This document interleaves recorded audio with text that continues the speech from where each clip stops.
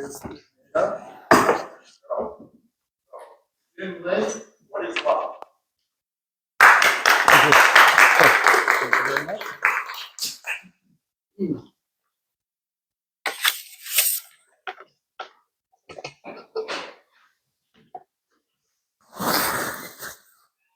7 to 9 minutes.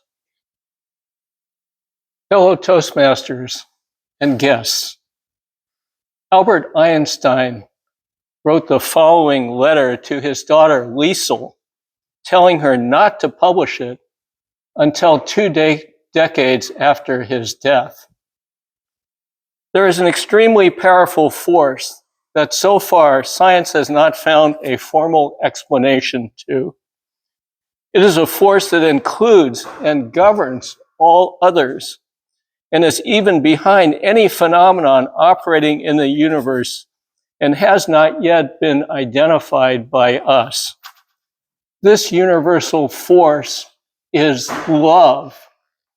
When scientists look for a unified theory of the universe, they forgot the most powerful unseen force. Love is light that enlightens those who give and receive it. Love is gravity because it makes some people feel attracted to others. Love is power because it multiplies the very best we have and allows humanity not to be extinguished in their blind selfishness. Love unfolds and reveals. For love, we live and we die. Love is God, and God is love. This force explains everything and gives meaning to life. This is the variable that we have ignored for too long, maybe because we are afraid of love, because it is the only energy in the universe that man has not learned to drive at will. To give visibility to love, I made a simple substitution in my most famous equation. If instead E equals mc squared, we accept that the energy to heal the world can be obtained through love multiplied by the speed of light squared, we arrive at the conclusion that love is the most powerful force there is because it has no limits.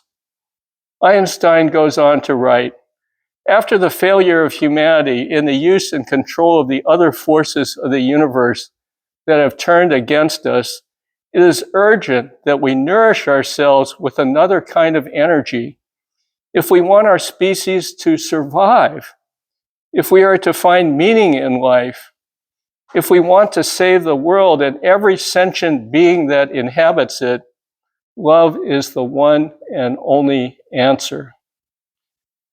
Fellow Toastmasters, I ask you, why isn't love the topic of more speeches? I've wondered this, and I looked at my own life and how love has played a major role. Most of us have not thought of the power of culture in shaping the values we have around love. And contrary to my training as a mathematician, where one searches for a solution, there is no right answer to what is love. Growing up, I was exposed to so many American movies, music, plays, TV shows that define for me what love is. West Side Story told me that love should conquer all, even though all over even other cultural forces.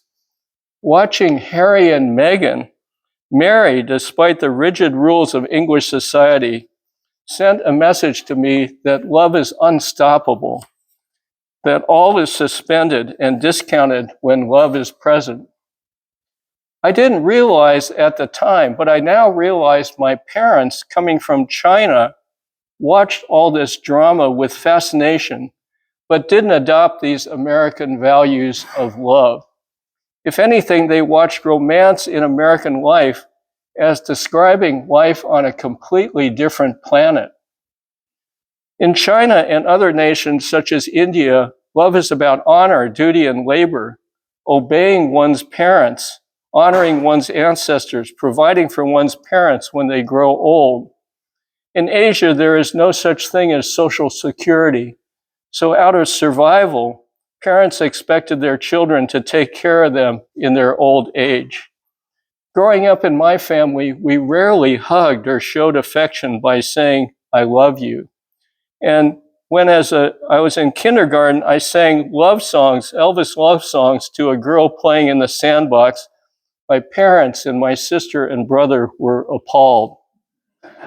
When I had a crush in junior high, I realized I couldn't possibly explain this to my parents.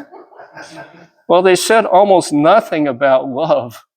Thinking back, I think they expected to arrange a marriage for me. That way they could ensure my partner would be appropriate and fit in with their own Chinese social crowd. My sister, who's 9 years older than me and who had lived in China, would settle down with a Chinese husband who was introduced to her by my parents. My daughter Christy's roommates are successful women from India who left India to escape the culture of arranged marriage. Growing up, many people said I could choose the best of both worlds, Asian or American. But in love, the concept of love in Asian culture was in direct conflict with the concept of love in American culture. The concept of tiger mom is actually a way Chinese parents show their love for their children. By driving their children to succeed, determining a career for them, then to keep expecting their children to work harder and harder is very much a way traditional Asian parents show their love.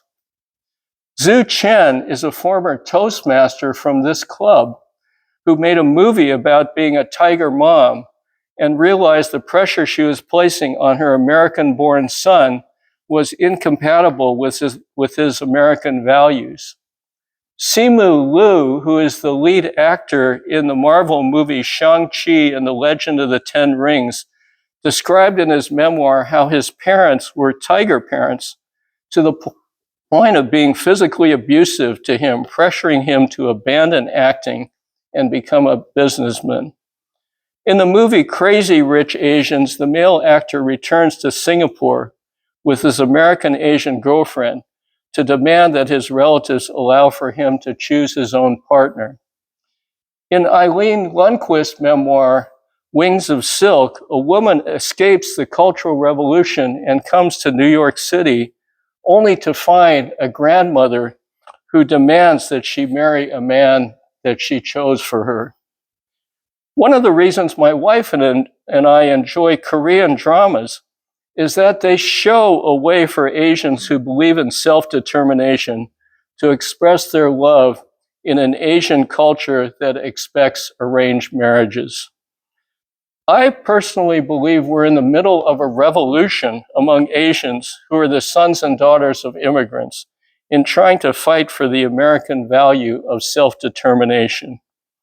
I explained to my parents that I believed in those American values, but my parents came to this country after having lived half their life in China. They didn't know what to do with me, an American-born son who was immersed in American values. I told my father if he wanted me to adhere to Chinese cultural values, he should have never left China.